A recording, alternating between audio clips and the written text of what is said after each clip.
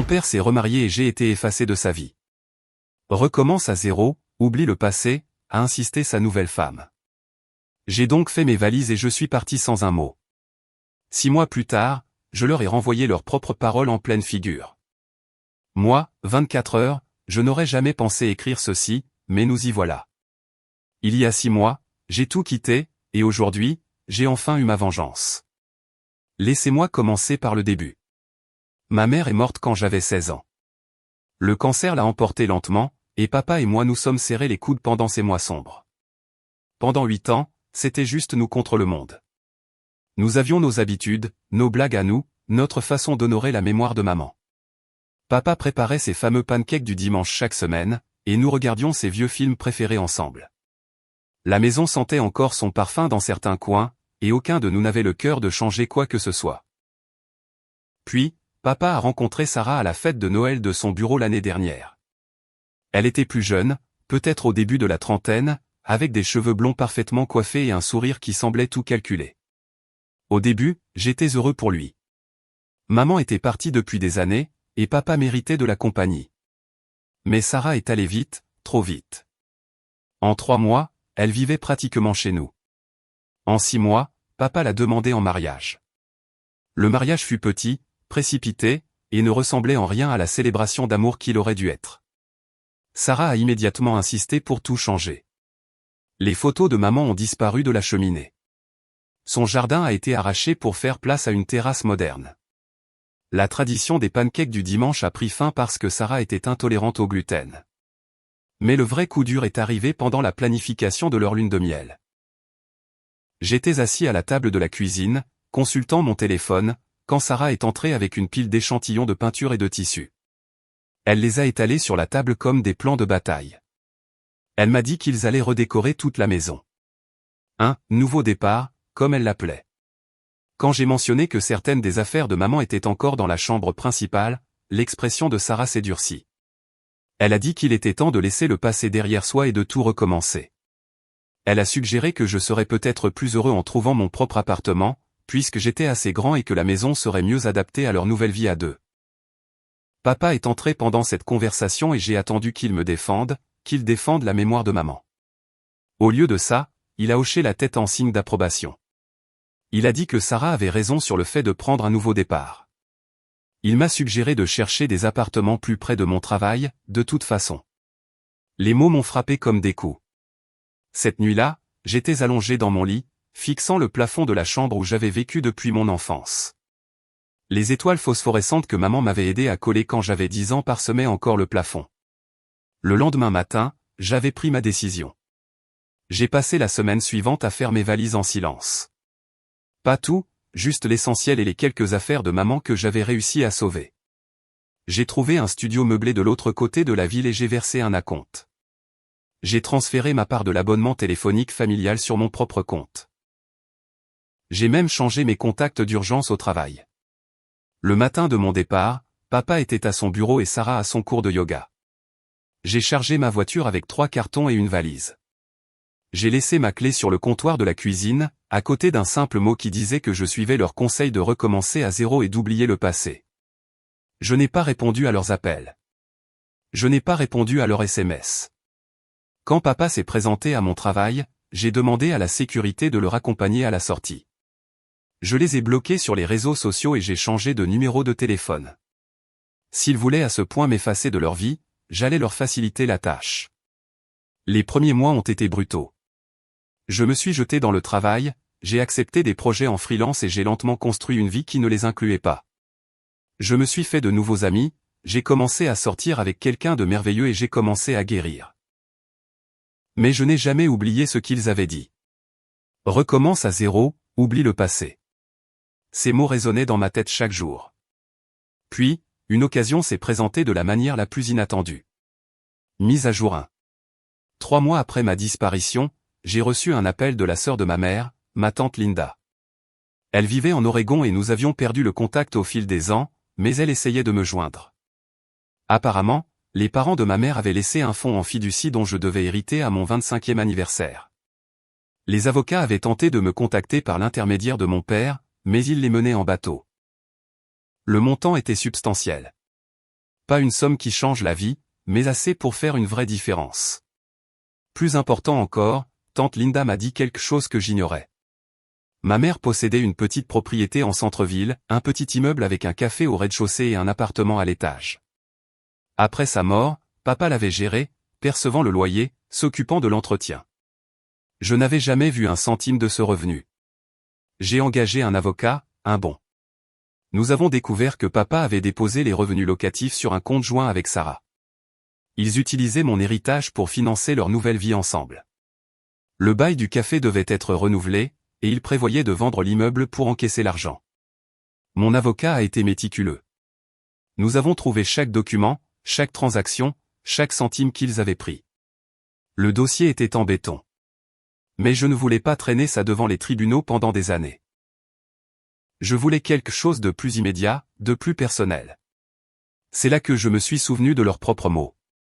Recommence à zéro, oublie le passé. J'ai demandé à mon avocat de rédiger une lettre très spécifique.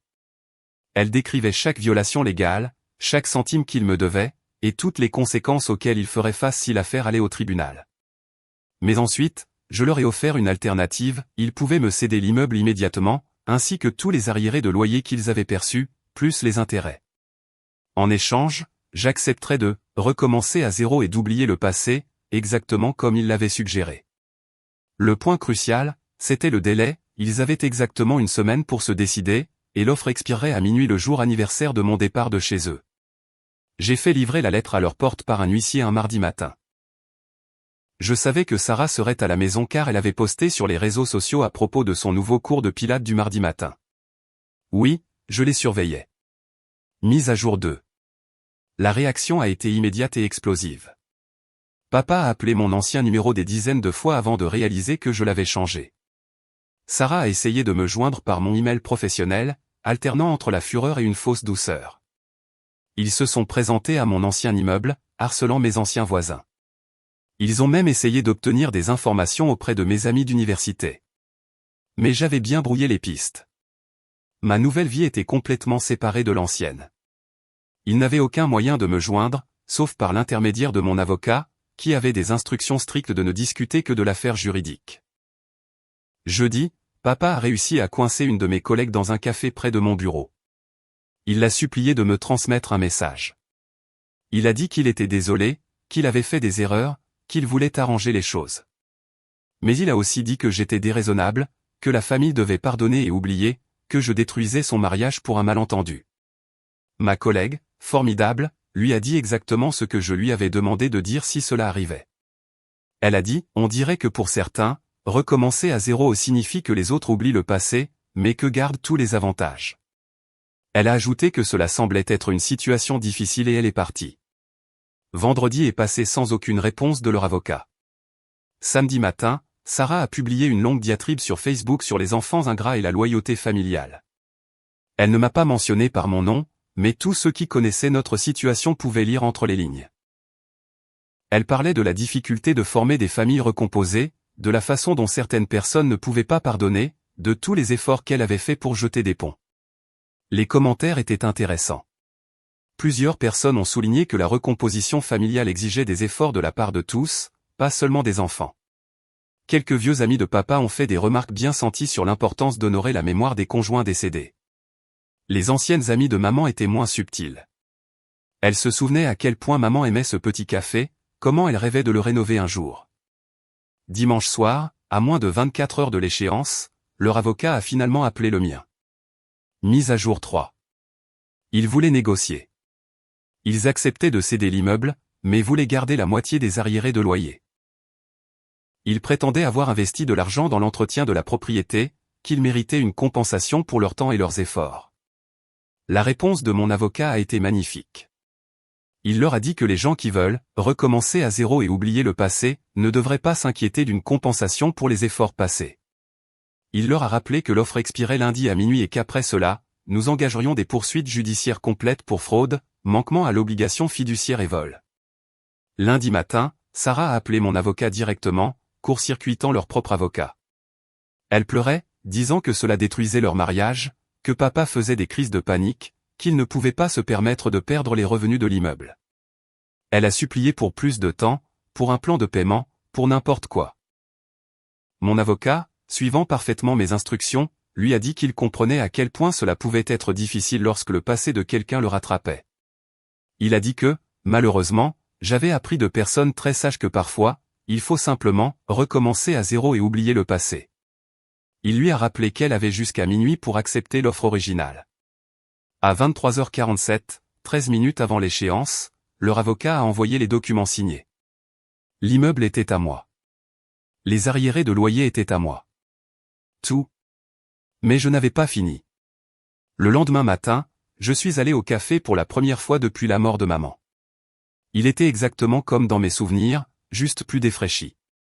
Le locataire, un homme âgé nommé Franck, a été surpris de me voir. Il se souvenait de moi enfant, venant avec maman pour voir comment ça allait. Franck m'a dit qu'il s'inquiétait pour le renouvellement du bail. Papa et Sarah parlaient de vendre, et ils ne pourraient pas se permettre les augmentations de loyer que les nouveaux propriétaires exigeraient probablement. Il tenait ce petit café depuis 15 ans, et c'était toute sa vie. J'ai dit à Franck de ne pas s'inquiéter pour le bail. Je lui ai dit que j'étais le fils de maman et qu'elle aurait voulu qu'il reste aussi longtemps qu'il le souhaiterait. J'ai réduit son loyer de moitié et lui ai proposé de l'aider à rénover l'endroit. Le soulagement et la gratitude sur son visage valaient tout l'or du monde. Mais la vraie satisfaction est venue cet après-midi-là. J'ai demandé à mon avocat d'envoyer une dernière lettre à papa et Sarah. Elle les remerciait de m'avoir enseigné des leçons si précieuses sur le fait de recommencer à zéro et d'oublier le passé. Elle les informait que je suivais complètement leurs conseils. Je recommençais à zéro avec l'immeuble de maman, et j'oubliais le passé que nous avions partagé en tant que famille. La lettre se terminait en notant que, puisqu'ils avaient tant insisté sur l'importance d'aller de l'avant sans regarder en arrière, j'étais sûr qu'ils comprendraient pourquoi je ne maintiendrais plus aucun contact avec eux. Après tout, ils avaient été clairs, le passé doit rester dans le passé. J'ai fait envoyer des copies de la lettre à plusieurs de leurs amis et collègues de papa, avec une brève explication de la situation. Je voulais que tout le monde sache exactement comment leur conseil de recommencer avait fonctionné. Mise à jour finale. Cela fait 3 mois que j'ai récupéré l'immeuble de maman. Franck et moi sommes devenus de bons amis, et le café est florissant.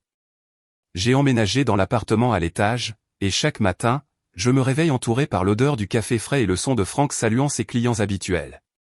J'ai trouvé certains des vieux plans de maman pour l'immeuble dans une boîte dans le placard de l'appartement. Elle avait esquissé des idées pour agrandir le café, ajouter une petite section librairie, peut-être organiser des événements communautaires. Je suis en train de transformer ses rêves en réalité, pas à pas. Le mariage de papa et Sarah n'a pas survécu à la pression financière. Sarah a demandé le divorce il y a 2 mois, invoquant des différends irréconciliables. Papa a essayé de me contacter par l'intermédiaire de tante Linda, mais je lui ai dit que je suivais le conseil de sa femme de recommencer à zéro et d'oublier le passé. L'immeuble vaut le double de ce qu'il pensait. Le quartier s'embourgeoise et la valeur des propriétés monte en flèche. Le café de Franck est devenu un lieu emblématique du quartier, et des promoteurs m'appellent chaque semaine avec des offres d'achat. Je ne vends pas. Cet endroit est l'héritage de maman, et maintenant c'est aussi le mien. Parfois, je me demande si je n'ai pas été trop dur. Puis je me souviens d'être assis à cette table de cuisine, écoutant Sarah expliquer comment je devais disparaître de leur nouvelle vie. Je me souviens de papa hochant la tête, choisissant sa nouvelle femme au détriment de la place de son fils dans la maison familiale. Ils m'ont appris que la loyauté familiale est à sens unique, que le passé n'a d'importance que lorsque c'est pratique, et que recommencer à zéro signifie effacer tout ce qui ne correspond pas à votre nouvelle histoire. J'ai bien appris ces leçons. Le plus drôle, quand on dit à quelqu'un de recommencer à zéro et d'oublier le passé, c'est qu'on ne peut pas contrôler ce qu'il choisit de retenir et ce qu'il choisit d'oublier. On ne peut pas dicter quelle partie du passé il utilisera pour construire son nouvel avenir. J'ai recommencé à zéro, comme il le voulait. J'ai oublié notre passé familial, comme il l'avait suggéré. Mais je me suis souvenu de maman. Je me suis souvenu de ses rêves. Et je me suis souvenu exactement de ce que l'on ressent quand on est effacé de sa propre vie. Maintenant, je construis quelque chose de nouveau sur les fondations de ce qu'ils ont essayé de me prendre. Chaque matin, je prépare les fameux pancakes de maman dans la cuisine de l'appartement. Chaque dimanche, je regarde ses films préférés. L'immeuble sent le café et les possibilités, au lieu de la perte et du regret. J'ai gardé leur conseil de recommencer à zéro et d'oublier le passé. Je l'ai juste appliqué de manière plus sélective qu'il ne s'y attendait. Certaines choses méritent d'être oubliées. D'autres méritent de construire toute une nouvelle vie autour. Ils voulaient que je sois effacé de leur histoire. Au lieu de ça, je les ai effacés de la mienne et j'ai écrit une meilleure fin.